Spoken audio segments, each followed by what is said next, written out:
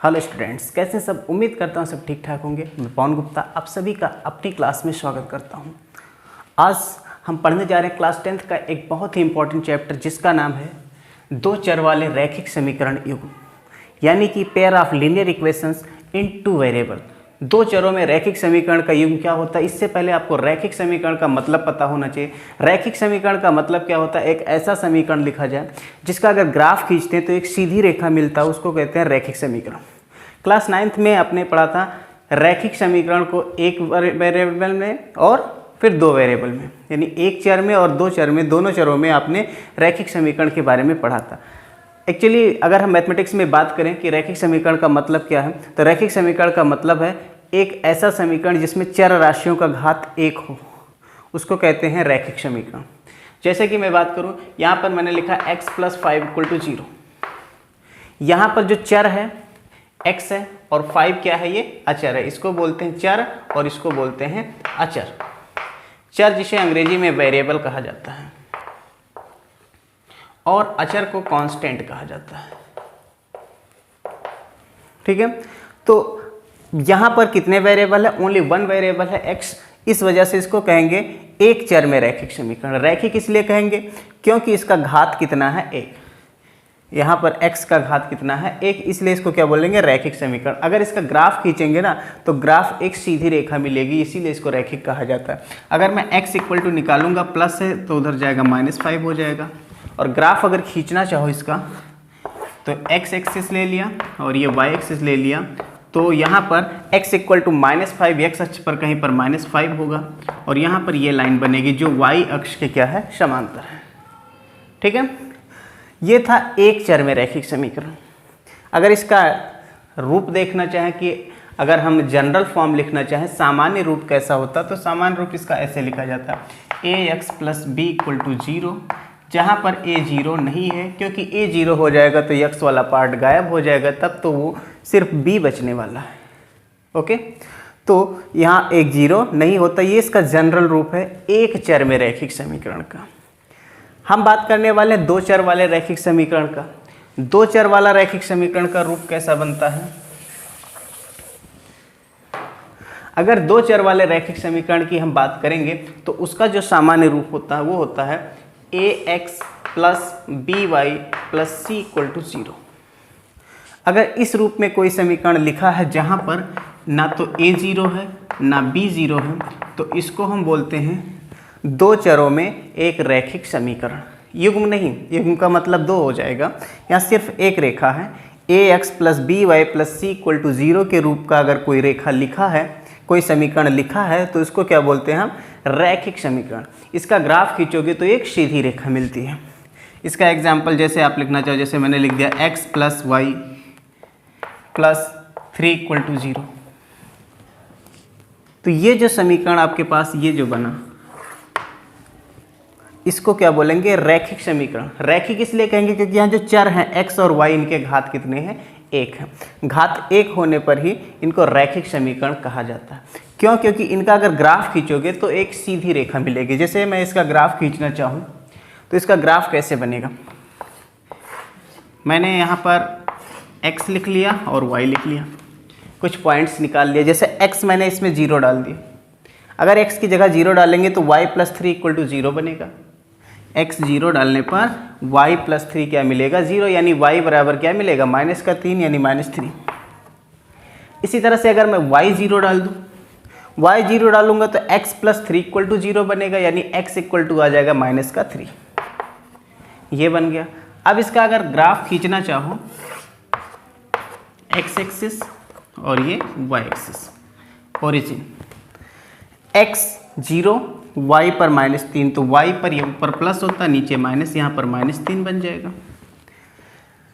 फिर है x पर -3 y 0, तो x पर -3 लेना है, यहाँ पर बन जाएगा। अब इन दोनों से जाती हुई एक ये लाइन बनाएगा, ये जो लाइन है यही इस रेखा का समीकरण है। यही जो लाइन बना यही क्या है, x + y + 3 = 0, जो कि एक सीधी रेखा बन रही है, इसीलिए इसको कहा गया है क्या, लीनियर इक्वेशन, यानी रैखिक समीकरण। ठीक है, इसके हल की बात करें, कितने हल होंगे। हल का मतलब क्या होता है, ये जो रेखा बनी है ना, इस रेखा पर जितने भी पॉइंट हो वो सब इस समीकरण के हल हैं, क्योंकि वो सारे पॉइंट रेखा पर पाए जाएंगे और रेखा पर अगर पाए जा रहे हैं इसका मतलब इस समीकरण को संतुष्ट करेंगे। सीधे शब्दों में कहें, एक्स और वाई के वो मान जो इस समीकरण को संतुष्ट कर ले जाएं वही इसके हल कहलाएंगे। तो यहाँ इस रेखा पर देखा जाए, क्योंकि हम जानते हैं एक रेखा पर कितने बिंदु होते हैं, अनंत। हम काउंट तो कर नहीं सकते कि कितने बिंदु होंगे। तो अगर एक रेखा पर अनंत बिंदु होते हैं तो एक रेखा का कितना हल बनेगा जो कि 2 चरों में है, वो भी उसके अनंत हल बनेंगे।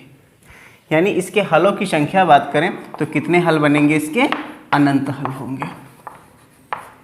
2 चरों वाले रैखिक समीकरण का अगर हम एक समीकरण का हल पूछे कि कितने हल बनते हैं तो उसके अनंत हल बनते हैं, क्योंकि इस पर कितने बिंदु बनेंगे, इस रेखा पर अनंत बिंदु बनेंगे। क्लियर। हल का मतलब ऐसे मान जो इस समीकरण को संतुष्ट करते हों। जैसे इस समीकरण की बात करें कि कौन कौन से मान होंगे जो संतुष्ट कर सकते हैं। अगर x - 1 ले लिया और y -2 ले लिया, अगर x -1 और y -2 ले लिया, इसमें रख लो -1 -2 -3 हो जाएगा, -3 + 3 0, यानी ये संतुष्ट कर रहा है, एक हल ये बन जाएगा। x और y के वो मान जो समीकरण को संतुष्ट करते हैं उसी को कहते हैं हल, सॉल्यूशन। ठीक है। अब बात करें चैप्टर की। चैप्टर क्या कह रहा है, 2 चर वाले रैखिक समीकरण युग्म। अब आपको युग्म बनाना मतलब कि 2 समीकरण बनाने हैं।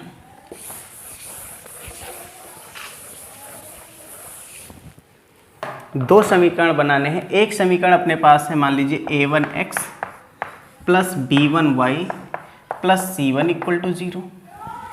दूसरा समीकरण है a2x + b2y + c2 = 0। ये 2 समीकरण। तो इनमें 3 कंडीशंस एराइज होती हैं। एक, दोनों रेखाएं एक दूसरे को प्रतिच्छेद करें, ऐसे। दूसरा कंडीशन होता है कि जो दोनों रेखाएं हैं वो एक दूसरे के समांतर हो जाएं, लाइक दिस। और तीसरा कंडीशन है कि एक रेखा ये है, इसी के ऊपर दूसरी वाली रेखा भी आ जाए। तो ये 3 कंडीशन एराइज होते हैं।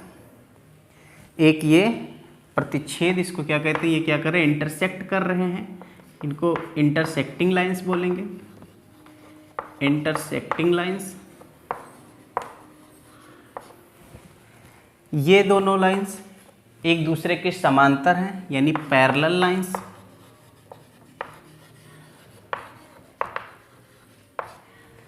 और ये एक दूसरे के ऊपर ही रखे हैं, इनको संपाती कहते हैं, यानी कि कोइंसिडेंट लाइंस। ये 3 कंडीशन होते हैं।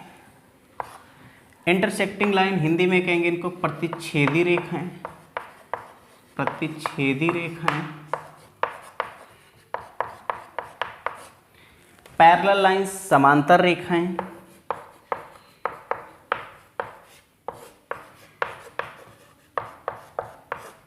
और कोइंसिडेंट लाइंस यानी संपाती रेखाएं।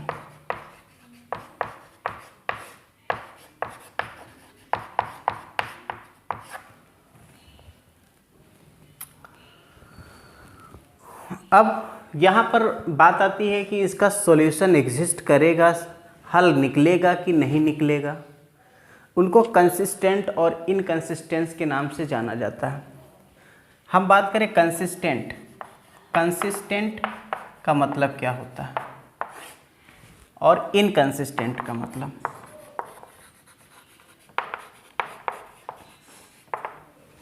कंसिस्टेंट का मतलब संगत, हिंदी में इसको कहते हैं संगत, और इसे कहते हैं असंगत। संगत का मतलब है अगर इनका हल निकल आए, दोनों समीकरणों का एक उभयनिष्ठ हल निकल आए, यानी ऐसा बिंदु मिल जाए जो पहली रेखा पर भी हो दूसरी रेखा पर। जैसे प्रतिच्छेदी रेखा हैं तो इनका एक ये बिंदु ऐसा बिंदु है जो पहली रेखा पर भी है और दूसरी रेखा पर भी है। तो ऐसा बिंदु अगर मिलता है तो इसी बिंदु को कहते हैं इसका हल। यानी ये जो बिंदु बन रहा, ये प्रतिच्छेद बिंदु जिसको कहेंगे इंटरसेक्टिंग पॉइंट, इस पॉइंट को ही इसका हल कहेंगे। क्यों? क्योंकि ये एक ऐसा पॉइंट है जो इस रेखा पर भी है और इस वाली रेखा पर भी है।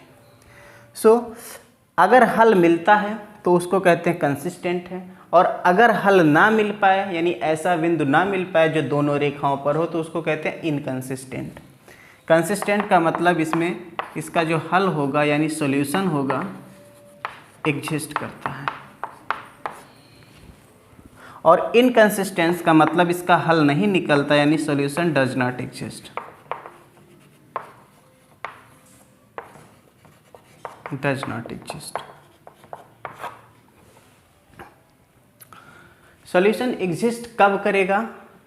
जब या तो ये वाला कंडीशन बन जाए, एक पॉइंट मिल गया जो दोनों लाइंस पर है, या फिर ये वाला कंडीशन बन जाए। इन्हीं दो केसेस में हमको कॉमन पॉइंट्स मिल रहे हैं। इसमें कितना पॉइंट मिल रहा है? सिर्फ एक पॉइंट।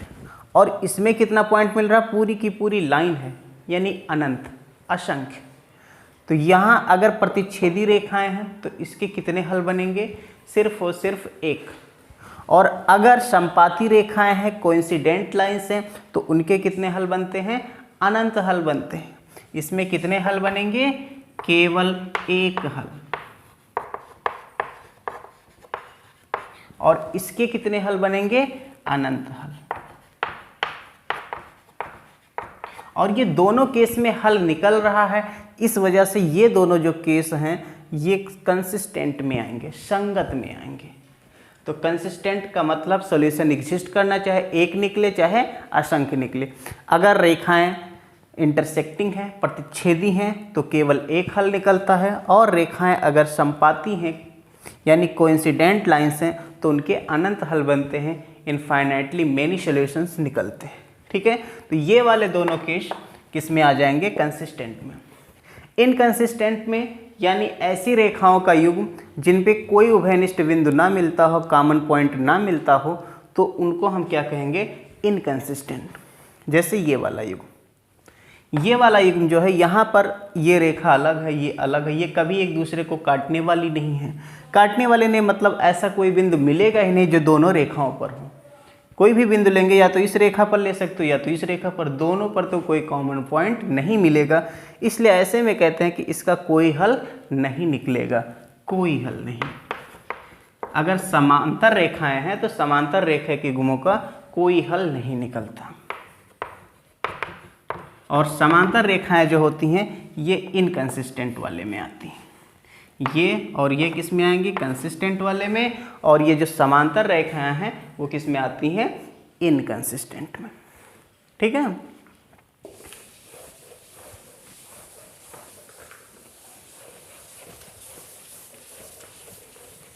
तो इसको आप इस चार्ट के माध्यम से समझ सकते हैं। ऐसे यहाँ पर हमने कंसिस्टेंट लिख लिया। कंसिस्टेंट जैसे रैखिक युग्म जो हैं इनकी दो कैटेगरी बनी, एक कंसिस्टेंट और एक बना दिया हमने इनकंसिस्टेंट। इनकंसिस्टेंट संगत और असंगत। कंसिस्टेंट में दो कंडीशन बनते हैं,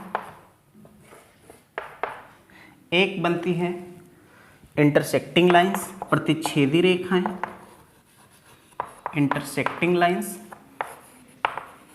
और दूसरी बनती है यहाँ पर कोइंसिडेंट लाइंस।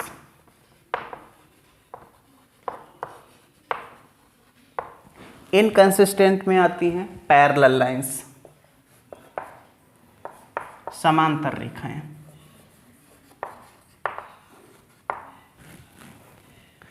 इंटरसेक्टिंग लाइंस जो होंगी इनमें जो हलों की संख्या बताएं कितने हल निकलेंगे, तो इसका जो निकलेगा केवल एक हल निकलेगा, इसलिए इसको बोलते यहाँ पर कहते हैं यूनिक सॉल्यूशन। ये कैसा देते हैं? यूनिक सॉल्यूशन देते हैं। हिंदी में कहते हैं अद्वितीय हल, यानी केवल और केवल एक हल।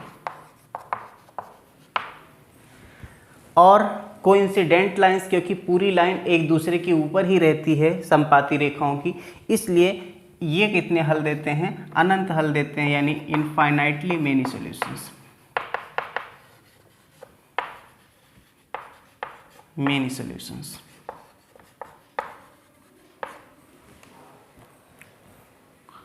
अनंत हल कहते हैं इसे। इनकंसिस्टेंट है, इनकंसिस्टेंट का मतलब इसमें कोई हल ना निकलता हो, तो पैरेलल लाइंस में कोई हल नहीं निकलता, यानी इसका सीधा कहेंगे नो सॉल्यूशन, कोई हल नहीं,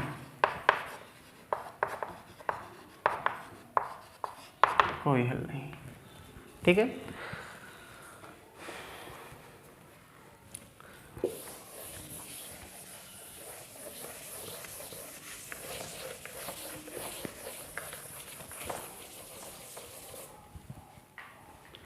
अब आपके पास समीकरण दिए हों और उन समीकरणों को देखकर आपको पहचानना है कि ये कैसे समीकरण हैं, क्या ये इंटरसेक्टिंग लाइंस हैं या फिर ये पैरेलल लाइंस हैं या कोइंसिडेंट लाइंस हैं, या फिर पूछ सकता है क्या ये कंसिस्टेंट हैं या इनकंसिस्टेंट है। तो वो कैसे पता करेंगे, उसको पता करने के लिए अपने पास एक समीकरण है a1x plus b1y plus c1 equal to 0, दूसरा समीकरण है a2x plus b2y plus c2 बराबर 0। ये दो समीकरण हैं। अब यहाँ पर पहला केस, अगर अपने पास a1 by a2 not equal to b1 by b2 होता है, a1 बाई a2 यानी x के गुणांक बराबर नहीं है y के गुणांक के यानी b1 बाई b2, तो ऐसे केस में कहते हैं ये प्रतिच्छेदी रेखाएं हैं। ये कैसी रेखाएं हैं, प्रतिच्छेदी रेखाएं, इंटरसेक्टिंग लाइंस हैं। और अगर इंटरसेक्टिंग लाइंस हैं तो जाहिर सी बात है इनका केवल और केवल एक हल निकलेगा, क्योंकि इन पर कॉमन पॉइंट जो बनता है केवल एक बनता है, यानी इसका हल कैसा बनेगा, अद्वितीय हल। और अगर हल निकल रहा है, चाहे एक ही हल निकल रहा है, तो इनको कहते हैं ये कंसिस्टेंट हैं, यानी संगत। संगत का मतलब कंसिस्टेंट। केस सेकंड, अगर a1 बाई a2 बराबर आ जाए b1 बाई b2, लेकिन बराबर नहीं है c1 बाई c2 के, अगर ये केस एराइज होता है तो ऐसे केस में कहते हैं ये समांतर रेखाएं हैं, पैरेलल लाइंस, समांतर रेखाएं।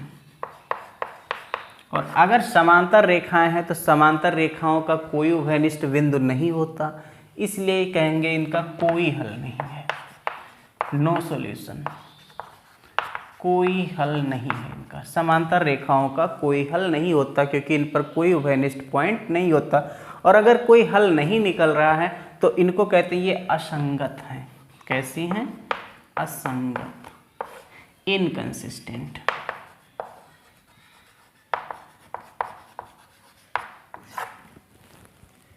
तीसरा केस, अगर अपने पास ऐसा आ जाए कि a1 by a2 equal to b1 by b2 and equal to c1 by c2, इस तरह से आ जाए, तो ऐसे युग्म को हम कहते हैं ये हैं समपाती रेखाएं। समपाती रेखाएं जिसे हम कहते हैं इंग्लिश में कोइंसिडेंट लाइंस, एक के ऊपर दूसरी लाइन। तो ऐसे केस में अनंत हल निकलते हैं इसके, अनंत हल। और क्योंकि हल निकल रहा है तो हल निकलने के केस में इसको कहते हैं ये भी संगत है, यानी कंसिस्टेंट। ठीक है, ग्राफ से आप देखना चाहोगे, अगर पहले केस का ग्राफ, अगर ये वाला कंडीशन आ रहा है तो रेखाएं एक दूसरे को प्रतिच्छेद करेंगी। अगर ये वाला कंडीशन एराइज होता है सेकंड केस वाला, तो समांतर रेखाएं हैं ये एक दूसरे को कहीं भी प्रतिच्छेद नहीं करेंगी। तीसरा केस अगर आता है तो ये लाइंस एक दूसरे के ऊपर रहेंगी, यानी समपाती जिसे कहते हैं, इस तरह से एक लाइन दूसरे लाइन के ऊपर है। ठीक है, तो ये तीनों केस आपको समझ में आ गया होगा। अब इस पर क्वेश्चंस ले करके इसको और क्लियर कर लिया जाए।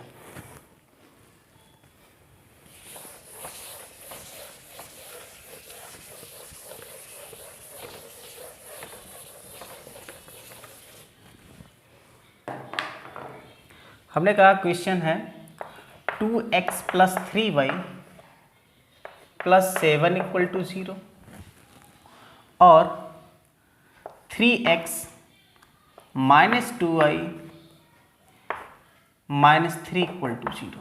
ये हमने दो रैखिक समीकरणों के युग्म ले लिए। अब इसको चेक करना है क्या ये कंसिस्टेंट है, यानी क्या ये संगत है। संगत है तो इसके कितने हल निकलेंगे ये आपको बताना है। तो देखते हैं, यानी आपको प्रकृति भी बताना पड़ेगा, कंसिस्टेंट या इनकंसिस्टेंट, फिर आपको टाइप बताना पड़ेगा कि किस टाइप की रेखाएं हैं, फिर नंबर ऑफ सॉल्यूशंस यानी हलों की संख्या भी बतानी है। तो देखो यहाँ पर अपने पास ये लिखा a1x + b1y + c1 = 0 और ये लिखा a2x + b2y + c2 = 0। अब इसमें आपको निकालना है पहले a1/a2 कितना बनेगा। a1/a2 मतलब यक्स के गुणांकों का अनुपात 2/3, यहाँ 2 है और यहाँ 3 है। फिर b1/b2 निकाल लीजिए। b1/b2 निकालना मतलब y के गुणांकों का अनुपात चिन्ह के साथ चलना पड़ेगा, यहाँ पर 3 और यहाँ -2। फिर c1/c2 का गुणांक, c1 यहाँ पर है 7 और नीचे है -3 यानी -3। ये अपने पास a1/a2, b1/b2 और c1/c2 निकल आया। इसके बाद चेक करिए क्या a1/a2 बराबर है b1/b2 के। तो दिखाई पड़ रहा है यहाँ 2/3 है, यहाँ 3/-2 है, तो ये बराबर नहीं है। और अगर a1/a2 not equal to b1/b2 आता है तो इस केस को हम कहते हैं कि रेखाएं कैसी हैं, प्रतिच्छेदी रेखाएं हैं, इंटरसेक्टिंग लाइन्स, प्रतिच्छेदी रेखाएं। और प्रतिच्छेदी रेखाओं का अर्थ क्या है कि ये एक बिंदु पर एक दूसरे को कट करेंगी, प्रतिच्छेद करेंगी। और अगर प्रतिच्छेद कर रहे तो एक ऐसा बिंदु मिलेगा जो दोनों रेखाओं पर होगा, मतलब इसका एक हल निकलेगा। यानी इनको हम क्या कह सकते हैं, ये कंसिस्टेंट है यानी संगत है। संगत कब कहते हैं, जब कम से कम एक हल निकला है। ज़्यादा निकला है कोई दिक्कत नहीं, लेकिन एक हल कम से कम निकलना चाहिए। तो ये संगत है क्योंकि कंसिस्टेंट है, और कंसिस्टेंट है तो इनके कितने हल बनेंगे, तो इनका केवल एक हल बनेगा यानी अद्वितीय हल होगा। ठीक है, चेक करने का तरीका पहला था। दूसरा सवाल हम ले लें।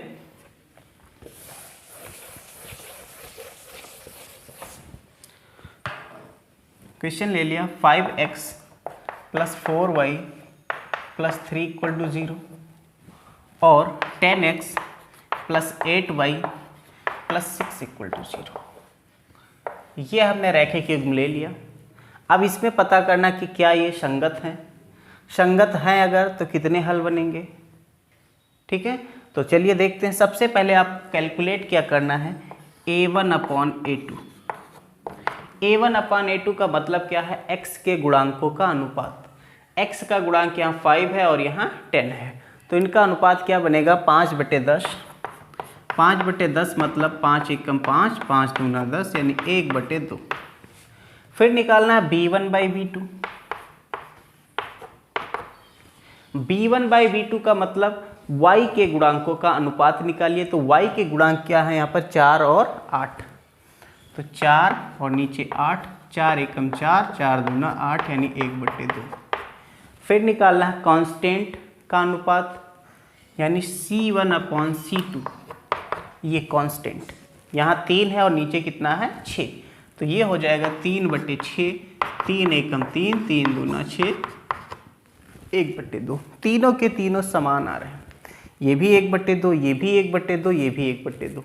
और अगर ये केस बनता है a1/a2 = b1/b2 = c1/c2, अगर ऐसा केस आता तो ये संपाती रेखाएं होती हैं, कोइंसिडेंट लाइंस होती हैं। ये कैसी बन गई, संपाती। और संपाती रेखाएं अगर हैं तो संपाती रेखाओं के हल निकलते हैं, लेकिन एक रेखा दूसरे के ऊपर होती है। इस वजह से यहाँ पर जो उभयनिष्ठ बिंदु बनेंगे, कॉमन पॉइंट्स बनेंगे, वो इनफाइनाइट होते हैं, अनंत होते हैं। यानी कि इसके कितने हल निकलेंगे, अनंत हल। और अगर हल निकल रहे हैं तो हल निकलने का अर्थ ये कंसिस्टेंट है, यानी ये कैसी हैं, संगत हैं। करेक्ट।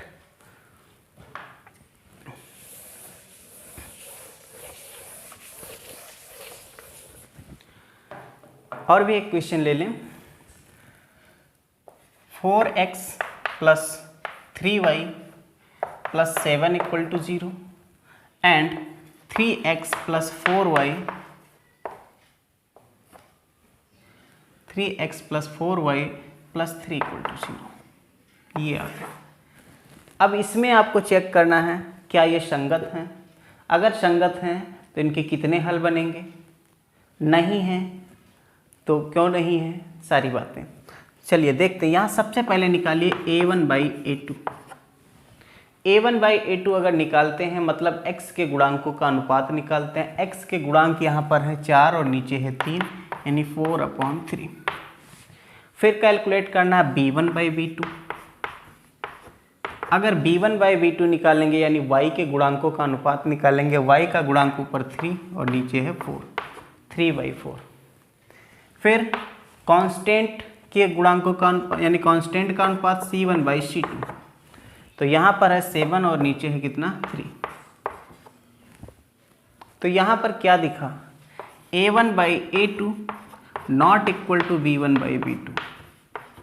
अगर a1/a2 b1/b2 के बराबर नहीं आ रहा, इसका अर्थ क्या हुआ, इसका अर्थ ये हुआ कि ये प्रतिच्छेदी रेखाएं हैं,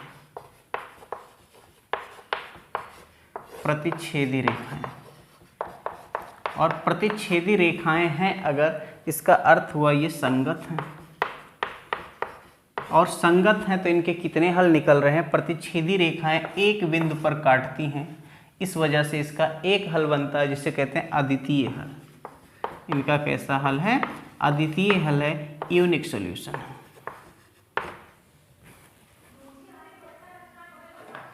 कन्फर्म।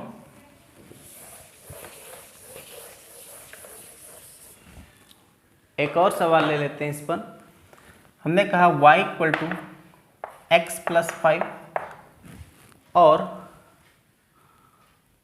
दूसरा ले लिया y = 2x + 5, ये ले लिया और यहाँ 2y, ठीक, 2y = 2x + 5। अब आपसे पूछा कि बताओ ये रेखाएं कैसी हैं, तो पहले आप इसको सीधा लिख लीजिए, यानी y वाले पार्ट को इधर ले आइए, तो ये बनेगा x - y + 5 = 0। और इसको अगर y वाला पार्ट इधर आएगा तो क्या बनेगा, 2x - का 2y + 5 = 0। ऐसा बना लिया। ऐसा बनाने के बाद अब आप निकालेंगे a1/a2। a1/a2 यानी x के गुणांकों का अनुपात। x का गुणांक यहाँ 1 है और यहाँ कितना है, 2 है, तो इसको लिखेंगे 1/2। देन y के गुणांकों का अनुपात, y का गुणांक यानी b1/b2, यहाँ y का गुणांक -1 और यहाँ y का गुणांक -2, तो माइनस माइनस कैंसिल होकर के 1/2। फिर निकालिए c1/c2, तो यहाँ 5 यानी 5/5 यानी कि 1। यहाँ पर हमको क्या दिखाई पड़ रहा है रिलेशन, कि a1/a2 बराबर है b1/b2 के, लेकिन c1/c2 के बराबर नहीं है, क्योंकि c1/c2 तो 1 है और ये दोनों 1/2 1/2 हैं, 1/2 1/2 हैं। तो ऐसी केस को हम बोलते हैं कि ये कैसी रेखाएं हैं, ये समांतर रेखाएं हैं, पैरेलल लाइंस। समांतर रेखाएं हैं, समांतर रेखाओं का कोई उभयनिष्ठ बिंदु नहीं होता, इसलिए इनका कहते हैं कोई हल नहीं है, नो सॉल्यूशन। और अगर कोई हल नहीं है तो ये असंगत कहलाती हैं, इनकंसिस्टेंट कहलाती हैं, असंगत। ठीक है, तो आई थिंक आपको समझ में आ गया होगा कि हम कैसे चेक करें कि अगर कोई रैखिक समीकरणों का युग्म दिया हुआ है तो वो कंसिस्टेंट है या इनकंसिस्टेंट है, यानी संगत या असंगत है। फिर आपसे ये पूछ सकता है कि ये रेखाओं की प्रकृति कैसी है, क्या ये रेखाएं प्रतिच्छेदी हैं, या फिर ये रेखाएं समांतर हैं, या फिर ये रेखाएं समपाती हैं। फिर आपसे पूछ सकता है इनके हलों की संख्या बताओ, कितने हल निकल सकते हैं। अगर प्रतिच्छेदी हैं तो केवल एक हल, समांतर हैं तो कोई हल नहीं, और अगर समपाती हैं तो उस केस में अनंत हल निकलते हैं। हल का मतलब क्या है, वो पॉइंट्स, ऐसे x और y के मान जो समीकरण को संतुष्ट करें। अगर प्रतिच्छेदी हैं तो एक ही बिंदु मिलेगा जो दोनों रेखाओं पर होगा, इसलिए उसको हल कहेंगे। केवल एक समीकरण को संतुष्ट करने वाला हल नहीं बनेगा, हल वो कहलाएगा जो दोनों समीकरणों को संतुष्ट करे, यानी ऐसा बिंदु जो दोनों रेखाओं पर हो। ठीक है, तो आज के लिए इतना ही, बाकी नेक्स्ट क्लास में मिलेंगे। Thank you.